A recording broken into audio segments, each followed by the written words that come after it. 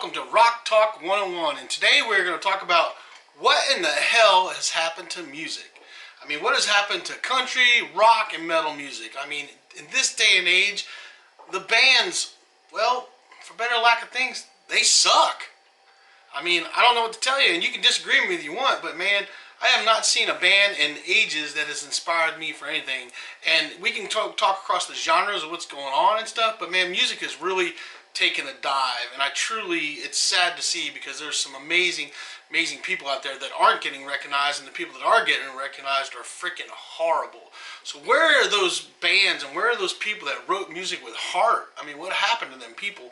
I mean, you look at country's not country anymore. Country's become Southern rock, and if you want to tell me bullshit, I'll tell you, go look back at the old Southern rock bands. Look at Confederate Railroad and Blackfoot and even Lynyrd Skynyrd, and go listen to their stuff from back in the day, and then listen to country now, and tell me if country hasn't turned to Southern rock. It sure has, because real country bands were like Johnny Cash and Randy Travis and the Oak Ridge Boys and the Statler Brothers and Dolly Parton and people like that were making country. It's not country anymore. It's become this crossover Southern rock thing that's going on, and that's what it sounds like. And I'm not complaining because I actually like Southern rock, but it's not country anymore. I mean, it's really gone. I mean, you look at the country stars now, they dress like a rock star. Hell, you can't tell one from the other. If they were playing together on the stage, you wouldn't know which one was the guy playing rock music and which guy was playing country anymore. There's no difference in them, you know. And it's cool that they're all finding their own, but it's a little crazy as well. And then you look at the rock bands, man. Where is a good rock band these days? I mean, don't talk about the ones that came on back in the day, because there's a lot of good rock bands out there. Don't get me wrong. There's a lot of great rock bands out there I still listen to, but there's no new ones coming out. That's my point. There's no new ones. Same thing with metal. There's no new metal ones out. Look at bands that are touring right now. Alice Cooper, Poison, Bon Jovi, Quiet Riot. I mean, all these 80 bands are touring, and they're packing arenas. Yet you don't hear, where's the new bands? You know, I mean, even bands like Nickelback, and I know people hate Nickelback, but they're still touring, they're packing arenas. Bands like Hailstorm are still packing arenas. They've been around for a while. You know, Evanescence, packing arenas still. They're around for a while, but where's the new stuff? Where's the new Evanescence? Where's the new Hailstorm? Where's the new Nickelback? Where's the new Van Halen? You know, and where's the new metal bands? I mean, yeah, there's a lot of metal bands out there, but where's the real good metal bands, you know? I mean, you want to know why Metallica's still around? Metallica's still touring and packing arenas? Because they don't suck. They write really good, amazing music that actually has dynamics and stuff and their soul and heart in that stuff. Not the crap we're listening to today that you guys all think that because you can plug it into a computer and make it 100% correct, that it's awesome. And that sucks, man. Music has flaws. Music is raw, you know. All you guys that want to stuff your shit into Pro Tools and then make it perfect and not have any kind of error whatsoever in it, man. So that's not how we used to do it back in the day. You know what we used to do back in the day? We'd sit there, we'd hang some microphones in a room with a little 4-track mixer and we'd play. And that was your album. Jimi Hendrix recorded almost all his stuff on a little 4-track. You know, I mean, you guys have all this technology and stuff and all this stuff you're using, and you still sound like shit. And yet the old guys could freaking go make some stuff that was awesome. So, you know, you guys need to get back to your raw things, you know, not all this digital freaking world shit, you know. I mean, yeah, it's cool to have that stuff, but when you rely on it to make yourself sound good and you can't make yourself sound good raw, here's the thing. And even back in the day, there was bands that could make themselves sound good on an album, but then when you see them live, they sounded horrible. You don't want to be that band, man. You want to be those guys that sound just as good live as you did when you played that CD and that person bought your CD or downloaded your song or whatever they did. You want to sound that good, you know. I go for a really simple, raw sound, and that's what I like to do. And I don't get complicated even in my recording. I don't do crazy stuff. What you get is what you hear when I play live, and that's it. And that's how I record my stuff. That's how I do my music. There's no super bells and whistles. I try to make it sound as good as I can, and that's what I put out, you know. But all you guys that are taking it in there and mixing and remixing and remix, and you guys mix and master it so much that it's so freaking processed that, you know, by the time you read it out, I mean, a robot could have put it out. You know, there's no heart, there's no soul. I mean, where's the songs that actually say something anymore? You know, a few metal guys out there. I mean, I'm a rock metal guy. I love rock and metal, man. I've been playing it all my life. I like some Southern rock too and stuff. But I haven't seen a decent metal band in a long, long time. And the ones that still inspire me are older bands, man. Bands like freaking Metallica, who I've been following ever since I was a kid. Slayer, you know, Anthrax. You know, those were really killer bands that had really amazing, Megadeth, you know, amazing dynamics in what they wrote. You know, even though it was heavy and stuff, there was lyrics involved, there was singing involved. You know, all this growling crap where you guys are cover the microphone, go rah rah rah rah rah rah rah. You know what? That sounds like a bunch of garbage to me. I don't know what the hell you're saying, what you're singing, this growling and shit. I have no idea what's going on. And I know there's guys out there that love that stuff, and that's great that you love it and you guys support that stuff. But I actually like a singer that can actually sing. Now, there's bands out there that actually have singers that can do the growling stuff and can do the singing. I like those, that diversity ones that do some of the growling, but they actually do vocals and stuff and actually sing lyrics as well. Those bands are cool. You know, and I really dig some of those bands, and I love hearing bands that can do that, because that diversity and that dynamic really changes the song. But when you're listening to a metal band and all you hear is rah rah rah rah rah rah rah rah rah rah rah rah, and I have no idea one word of one iota what vocal you ever freaking said, it doesn't appeal to me. It just sounds like a bunch of crap. And then when you guys are playing so fast and playing a gazillion notes a minute, even with your leads, look, it's awesome that you can play that fast. I mean, that's great. I've never been able to play super speed metal and stuff, or play super fast when I'm playing leads and stuff. So when I see guys that can do that, 100% impressive, man. My hat's off to you. It's freaking awesome. That's amazing that you can do it. But when that's all you can do, and it just sounds like a bunch of monotonous shit, and one song sounds like the same after the other, I mean, I can't stand it. That's like Dave Matthews, man. I hate Dave Matthews. I can't stand that band because every song sounds the same. Nothing sounds different. It's one. There's no dynamic. It's like it's just like the Grateful Dead used to be. It's just like, dude, it's like a jam session. It all just goes. There's no ups. There's no downs. It doesn't take you on any kind of roller coaster ride. There's no feelings involved. It's just a bunch of noise to me, you know. I don't like it, man. It sucks. That's my opinion. You don't have to be that way. You can tell me I suck and then you disagree with me. That's great. You know, we're all allowed to have our opinions. But for me, what I see in the music today is freaking crazy, man. I mean, there's no, like, where's that band that pops out? You know, the last band that really inspired me and hit me was Hailstorm. And that was, I saw them in 2008, man. When I was in Iraq, I didn't actually see them, but I started listening to them in 2008.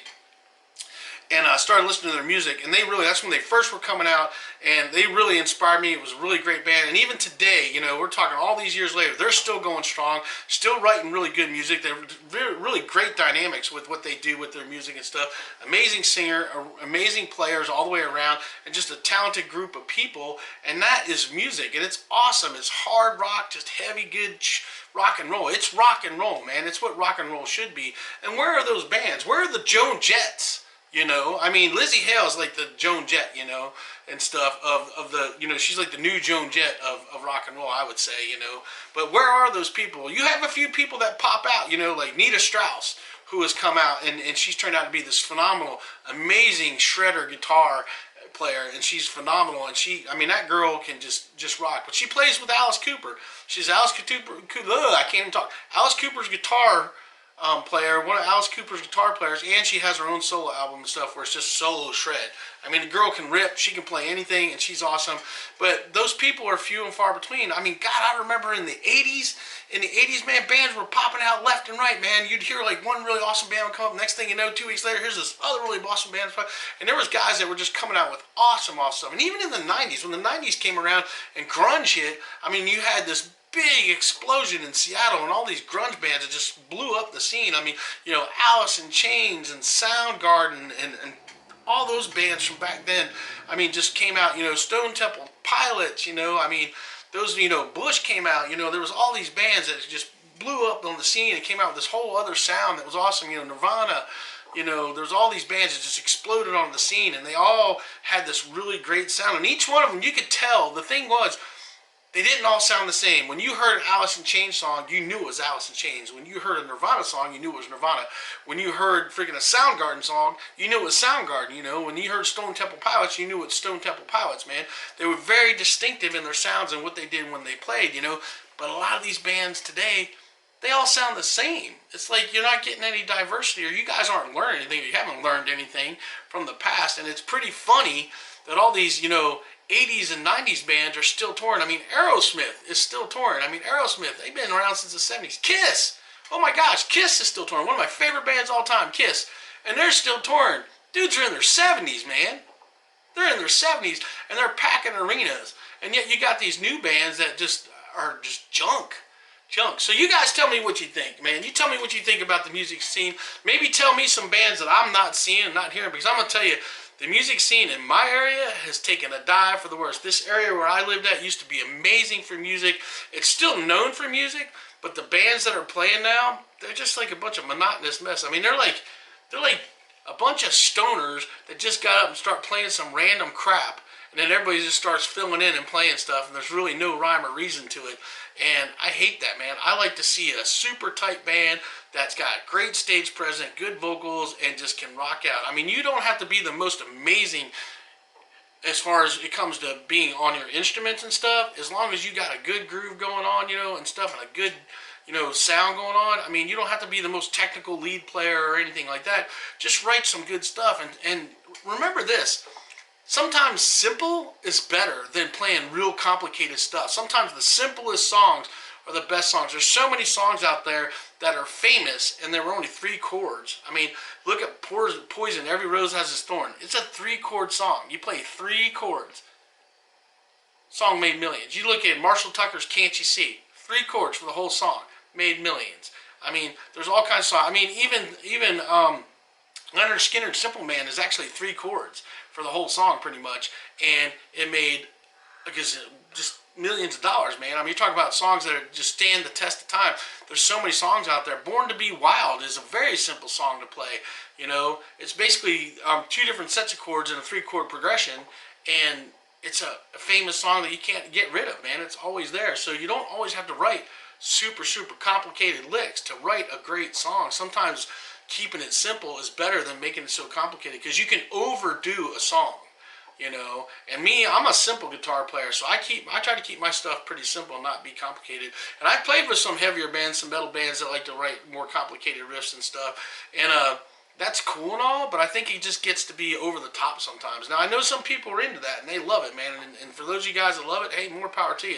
It's just not for me. I want to see some more bands that come out that were like the older 80s and 90s bands that really wrote music from the heart, and there was something, those songs that make you feel something when you hear it, and I get it. I know I'm going to get some backlash because people are like, well, I feel something when I hear all that thrash metal. Well, that's good that you do, because that's what music's supposed to do, but for me, it doesn't work for me. And I'm an older guy, so, I grew up in the 70s and the 80s and got to, see a bunch of great bands back in their heydays and stuff, and really, back then, the music was just really awesome. I mean, there was just amazing, amazing music. I mean, where are those bands that come out and just, boom, blow onto the scene? You're not seeing that anymore. You're not seeing bands that are just exploding on... Whoop, excuse me. You're not seeing bands that are just exploding on the scene like that.